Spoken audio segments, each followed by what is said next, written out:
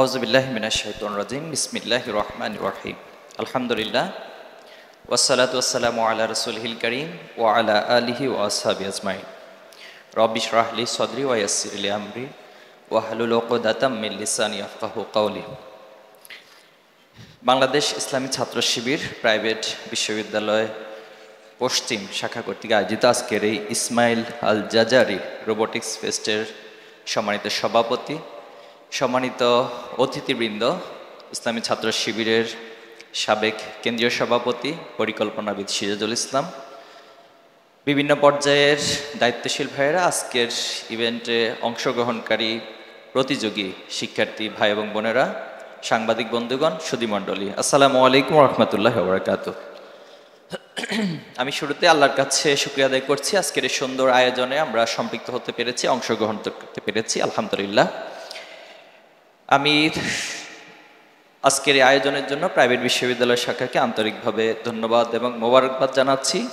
পাশাপাশি যারা আজকের এই আয়োজনে পার্টিসিপেট হিসেবে অংশ নিয়েছেন আপনাদেরকেও মোবারকবাদ জানাচ্ছি। এখানে অনেকগুলো প্রতিযোগিতা হয়েছে, 3টি ইভেন্ট ছিল।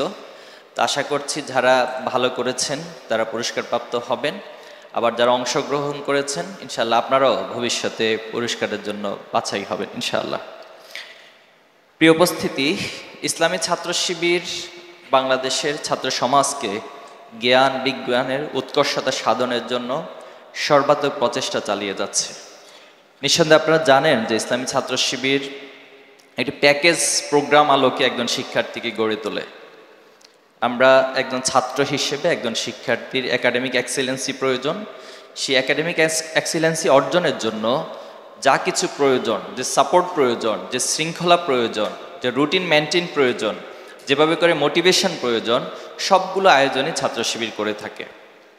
এবং আপনারা আমাদের সাথে একমত হবেন যে একজন শিক্ষার্থী শুধুমাত্র একাডেমিক এক্সেলেন্সিটি তার জন্য যথেষ্ট নয়, বরং এই একাডেমিক যোগ্যতার পাশাপাশি তার মধ্যে সততা থাকতে হবে, দক্ষতা থাকতে হবে, লিডারশিপ কোয়ালিটি থাকতে হবে, সফট স্কিল থাকতে হবে, দেশপ্রেম থাকতে হবে। এই দেশপ্রেম, আমরা আমাদের এই বাংলাদেশকে ভালোবাসি, দেশমাতৃকাকে ভালোবাসি, এই দেশকে পৃথিবীর বুকে উচ্চ মর্যাদাশীল একটি দেশ হিসেবে রিপ্রেজেন্ট করার জন্য যে আন্তরিকতা, ভালোবাসার মধ্য দিয়ে একজন শিক্ষার্থী গড়ে ওঠা প্রয়োজন, এই সব কিছুর প্যাকেজের নামই হচ্ছে ইসলামী ছাত্র শিবির। আজকের আয়োজন আমাদের অনেক শত শত আয়োজনের মধ্যে একটি আয়োজন। আমরা ইতিমধ্যে জেনেছেন যে সায়েন্স ফেস্ট আয়োজন করেছি, বিজনেস কার্নিভেল আয়োজন করা হয়েছে আমাদের, এরপর আমরা বিভিন্ন বিজনেস সামিট আয়োজন করেছি, ইউথ সামিট আয়োজন করেছি, যারা পলিটেকনিকে পড়াশোনা করেন তাদেরকে নিয়ে আলাদা সামিট আয়োজন করেছি, প্রাইভেট ইউনিভার্সিটি শিক্ষার্থী যারা রয়েছে তাদেরকে নিয়ে আয়োজন করেছি, মেডিকেল অধ্যয়নরত যারা আছেন তাদেরকে নিয়ে মেডিকেল সামিট আয়োজন করি। এভাবে করে এই সমাজের, এই রাষ্ট্রের একজন শিক্ষার্থী তার ক্যারিয়ারের জায়গা থেকে, তার ক্যারিয়ারের গোল নির্ধারণ করে কোথায় যাওয়া প্রয়োজন, এই সামষ্টিক প্রচেষ্টাগুলো আমরা করে থাকি আলহামদুলিল্লাহ। তো কিছুদিন আগে আমরা একটা আয়োজন করেছিলাম যে ফিউচার সায়েন্টিস্ট মিট আপ। আলহামদুলিল্লাহ, সেখানে আমি অবাক হয়েছি যে আমাদের এই সমাজের, এই রাষ্ট্রে ছোট ছোট বন্ধুরা, শিক্ষার্থীরা, তাদের মাথায় এত ইনোভেটিভ আইডিয়াগুলো তারা জেনারেট করতে পারে, তারা শেয়ার করতে পারে। এবং শুধু বাংলাদেশে না, সেখানে যারা এসেছিল এদের মধ্যে অনেকেই পৃথিবীর বিভিন্ন রাষ্ট্রে বিভিন্ন ওয়ার্ল্ড কম্পিটিশনগুলোতে অংশ নিয়েছে। একটা মজার তথ্য হলো 2024 সালের ডিসেম্বরে আমরা সোহরাওয়ার্দী উদ্যানে যে সায়েন্স ফেস্ট আয়োজন করেছিলাম, সেখানে যিনি চ্যাম্পিয়ন হয়েছিলেন সেই টিম, তারা পরবর্তীতে এবছরই নিউ ইয়র্কের অর্থাৎ ইউএসের একটি ওয়ার্ল্ড কম্পিটিশনে তারা সেখানে 3rd পজিশন অর্জন করেছিল। তো এটা নিঃসন্দেহে ছাত্র শিবির অর্জন নয় শুধুমাত্র, এটি আমরা মনে করি বাংলাদেশের ছাত্র সমাজের রিপ্রেজেন্টেশন এবং সামগ্রিকভাবে এই জাতির জন্য অর্জন। এই গত কয়েকদিন আগে আপনারা দেখেছেন হয়তো মিডিয়ার কল্যাণে যে সাতক্ষীরায় একজন ভাই বোরহান উদ্দিন নামে, তিনি একটি যুদ্ধ বিমান আবিষ্কার করেছেন। তো এই যে আমাদের শিক্ষার্থীরা আমাদের এখানে ছড়িয়ে ছিটিয়ে থাকা গ্রামে গঞ্জে বিভিন্ন প্রতিষ্ঠানে ছাত্র শিবির আয়োজনগুলো দিয়ে মধ্য দিয়ে মূলত সবাইকে অ্যাকোমোডেট করতে চায়, সবাইকে একটা বুস্ট আপ করতে চায়, তাদের স্বপ্নগুলোকে আরও বেশি জাগিয়ে দিতে চায় এবং আমরা তাদের পাশে দাঁড়ানোর চেষ্টা করছি। অনেকে বিভিন্নভাবে আমাদের প্রজেক্টের ক্ষেত্রে হেল্প চান, আমরা সেটাও আমাদের সামর্থ্যের আলোকে চেষ্টা করছি। অথবা যারা সেখানে ভালো কন্ট্রিবিউট করতে পারবে তাদের সাথে কানেক্ট করিয়ে দেওয়ার চেষ্টা করছি। তা আলহামদুলিল্লাহ এই আজকের আয়োজনের জন্য আমি প্রাইভেট বিশ্ববিদ্যালয়কে এবং সকল পার্টিসিপেন্টসকে আন্তরিক মোবারক জানাচ্ছি। আপনারা নিঃসন্দেহে জানেন যে মুসলিম সভ্যতার একটি সোনালী যুগ ছিল। 8ম থেকে 13 শতাব্দীর এই সময়টাকে গোল্ডেন এজ বলা হয়। কিন্তু দুঃখের বিষয় হচ্ছে যারা পৃথিবীতে কলোনি স্থাপন করেছে, সে পশ্চিমা সভ্যতা, তারা পুরো পৃথিবী থেকে লুটপাট করে পৃথিবীর মুসলমানদের জ্ঞান বিজ্ঞানকে ধ্বংস করে দিয়ে সেখানে রক্তপাত ঘটিয়ে তারা এই গোল্ডেন এজকে ন্যারেটিভ দাঁড় করিয়েছে এটা একটা ডার্ক এজ। অথচ এটা ছিল তাদের জন্য সবচেয়ে বড় ডার্ক এজ, কিন্তু সেই ডার্ক এজটা তারা টোটাল বিশ্ববাসীর উপরে চাপিয়ে দিয়েছে। এই সময়টাতেই এই ইসমাইল আল জাজারি, তিনি আপনারা জানেন যে রোবোটিক্স এবং স্বয়ংক্রিয় যন্ত্রের জনক ওনাকে বলা হয়। এবং ওনার একটা গুরুত্বপূর্ণ বই আছে, সেটা হলো কিতাব ফি মারিফাত আল হিয়াল আল হান্দাসিয়া। এবং এই বইটাতে তিনি 100টি যান্ত্রিক আবিষ্কারের কথা বলেছেন। দেখুন, আজ থেকে প্রায় 800 বছর আগে এই বইয়ের যে তত্ত্ব ছিল, সেই তত্ত্বের মধ্য দিয়ে আজকের এই রোবোটিক্স এবং আমরা যেটা রোবোটিক্স যে নলেজ অথবা আবিষ্কার সেগুলো আজকে দেখতে পাচ্ছি। সে সময়টাতে ইবনে আল হাইথাম নামে একজন বিজ্ঞানী ছিলেন এবং উনি সর্বপ্রথম ক্যামেরার যে ধারণা, এই ক্যামেরা আবিষ্কারের ধারণা দিয়েছিলেন। আজকে যদি আমরা ক্যামেরার কথা চিন্তা করি, আমাদের জীবনে একটা গুরুত্বপূর্ণ পার্ট হয়ে গিয়েছে। তো এই যে বিভিন্ন বিজ্ঞানীরা বিভিন্ন আবিষ্কার করেছেন, আব্বাস ইবনে ফিরনাস তিনি আজ থেকে 1000 বছর আগে তিনি উড়ার স্বপ্ন দেখেছেন, যে কিভাবে উড়তে হয়, পাখিকে দেখে তিনি উড়ার স্বপ্ন দেখেছেন এবং উড়ার তত্ত্ব দিয়েছেন। এবং তার তত্ত্বের উপর ভিত্তি করে আজকে পৃথিবীতে আমরা প্লেন, বিভিন্ন আকাশযানগুলো দেখতে পাচ্ছি। আবু আল কাসিম আল জাহরাবি তিনি সার্জারি, বর্তমান যে চিকিৎসা বিজ্ঞানে সার্জারি করা হয়, অস্ত্রোপচার করা হয়, এই অস্ত্রোপচারের তত্ত্ব পাশাপাশি অস্ত্রোপচারের জন্য যে টুলস প্রয়োজন, এই টুলসগুলো তিনি সেখানে ধারণা দিয়েছিলেন। আমরা একজন মহিলা বিজ্ঞানীর নাম জানি যে মারিয়াম আল আস্ট্রোলবি, তিনি অ্যাস্ট্রোনবের তত্ত্ব দিয়েছিলেন এবং তার সেই তত্ত্বের উপরে ভিত্তি করে পরবর্তীতে এখন কম্পাস, এরপরে স্যাটেলাইট নেভিগেশন সহ পৃথিবীর যে আধুনিক যত আবিষ্কার আছে সে আবিষ্কারগুলো হয়েছে। এমন হাজার হাজার বিজ্ঞানীর নাম আপনারা খুঁজে পাবেন যদি সে সময়ের ইতিহাসগুলো পড়েন। কিন্তু দুর্ভাগ্য হচ্ছে আমাদের সেই ইতিহাসগুলোকে আজকে যারা পশ্চিমা সভ্যতা, তারা জ্ঞান বিজ্ঞানের একমাত্র ধারক বাহক হিসেবে নিজেদেরকে দাবি করে, আর মুসলমানদের ইতিহাসকে তারা পরিবর্তন করে দিয়েছে। এজন্য আমরা এই আয়োজনগুলোর মধ্য দিয়ে আমাদের সেই ইতিহাসগুলোকে পুনর্জাগরণ করতে চাই এবং নতুন করে প্রজন্মের মাঝে স্বপ্নগুলো এঁকে দিতে চাই যে আগামী দিনেও আমাদের সামনে সেই সোনালী যুগ ফিরে আনার যথেষ্ট সম্ভাবনা রয়েছে। আমি আশা করি আজকে যারা এখানে অংশ নিয়েছেন, আপনাদের হাত ধরে আপনাদের স্বপ্নের মধ্য দিয়ে আমরা সেই যুগের আবার ফিরে যাব এবং আগামী সভ্যতা বিনির্মাণ করব ইনশাআল্লাহ। সম্মানিত উপস্থিতি, জ্ঞান বিজ্ঞান যারা শ্রেষ্ঠত্ব, তারাই পৃথিবীকে নেতৃত্ব দিবে। নবী আলাইহিসসালামদেরকে যদি আমরা পর্যালোচনা করি, পৃথিবীতে নেতৃত্বের জায়গা থেকে সবচেয়ে প্রায়োনিয়র জায়গা ছিলেন তারা, কারণ আল্লাহ তাআলা সরাসরি নবী এবং রাসূলদেরকে বাছাই করেছেন। সে নবী এবং রাসূলদের অনেক গুণাবলী ছিল, পার্টিকুলারলি আলাদা আলাদা করে অনেক কৌশল ছিল, মুজিজা ছিল, কিন্তু দুটি গুণাবলী আল্লাহ তাআলা সকল নবী আলাইহিসসালামদের মাঝে কমনলি দিয়েছিলেন। একটা ছিল ইলম ওয়াল হিকমা, জ্ঞান এবং প্রজ্ঞার শক্তি। আমরা সূরা বাকারা যখন পড়বেন, তালুতের একটা ঘটনা পাবেন। সে তালুতকে আল্লাহ তাআলা যখন নেতা বাছাই করলো, তার সম্প্রদায়ের লোকেরা কোশ্চেন তৈরি করলো যে তালুতের কি এমন যোগ্যতা আছে সে আমাদের নেতা হবে। তখন আল্লাহ তাআলা বলছেন যে তাকে দুটো গুণে বিশেষভাবে গুণান্বিত করা হয়েছে। একটা হলো বাস্তাতাম ফিল ইলম ওয়াল জিসম, শারীরিকভাবে তিনি সক্ষম ছিলেন, ফিট ছিলেন এবং জ্ঞান দ্বারা ওনাকে সমৃদ্ধ করা হয়েছে।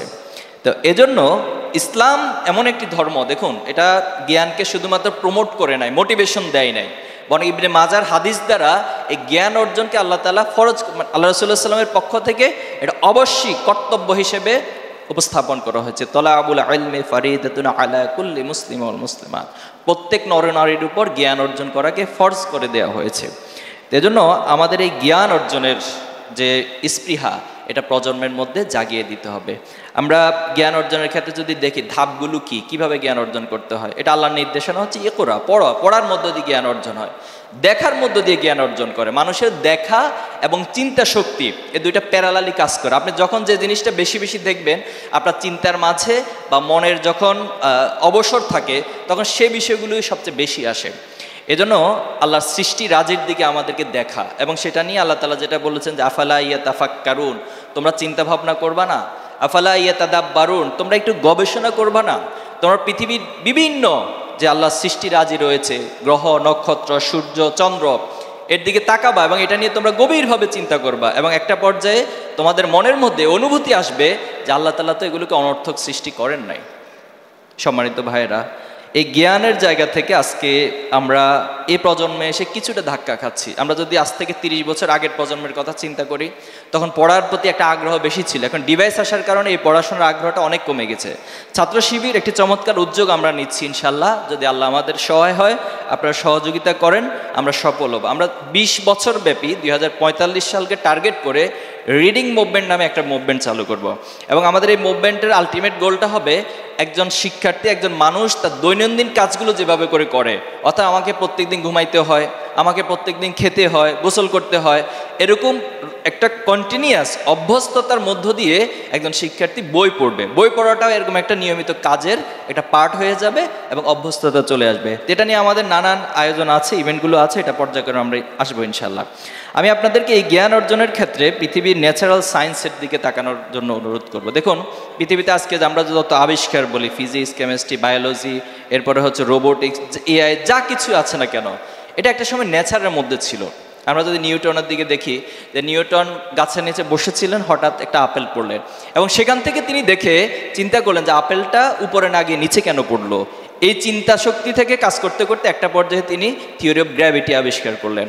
আজকে যখন আমরা অক্সিজেন আবিষ্কার যিনি করেছেন, কিন্তু আপনি একটু চিন্তা করে দেখুন যে অক্সিজেনটা কি আবিষ্কারের আগে এ সমাজে ছিল না? অর্থাৎ আমাদের চারপাশে পরিবেশের মধ্যে ছিল না?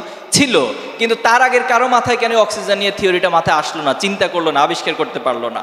ইন দ্য সেম ওয়েতে প্রত্যেকটা বিষয়ে এভাবে করেই আসলে হয়। এই যখন আমরা এখন এরোপ্লেনে করে উঠছি, তো যখন পৃথিবীতে পাখি উঠতো, পৃথিবীর শুরু থেকে তো পাখি ছিল, পাখিগুলো উঠতো, তো কে একজন হয়তো পাখি থেকে তার মনের মধ্যে এই আশা জন্ম নিয়েছে যে পাখি যদি উঠতে পারে তাহলে আমরাও এরকম কোনো একটা যন্ত্র আবিষ্কারের মধ্য দিয়ে হয়তো উঠতে পারবো। এজন্য আপনি আল্লাহর এই সৃষ্টি রাজির দিকে তত বেশি তাকাবেন, গভীর দৃষ্টি দিয়ে চিন্তা করবেন, ভাবনা করবেন, তত বেশি আল্লাহ তাআলা নতুন নতুন আবিষ্কারের সুযোগ আমাদেরকে দিবে।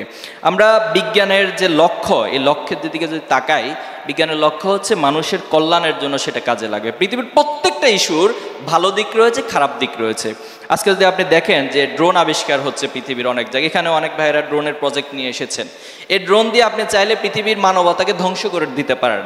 আজকে যেখানে ফিলিস্তিন বলুন, কাশ্মীর বলুন, বিভিন্ন জায়গায় মুসলমানদের উপর ড্রোন হামলা করা হচ্ছে, ইরাক, আফগানিস্তান, দীর্ঘদিন যাবৎ এখানে হত্যাযজ্ঞ চালানো হয়েছে। তার মানে একটা ড্রোন দিয়ে আপনি চাইলে পৃথিবীকে ধ্বংস করে দিতে পারেন, আবার চাইলে এই ড্রোন দিয়ে আপনি মানবতার কল্যাণেও কাজে লাগাতে পারেন। এখানে কৃষি সহ বিভিন্ন উপকরণ, আমি কিছু প্রজেক্ট দেখেছি যে কল্যাণের জন্য, মানুষের কল্যাণের জন্য এই প্রযুক্তিকে ব্যবহার করা।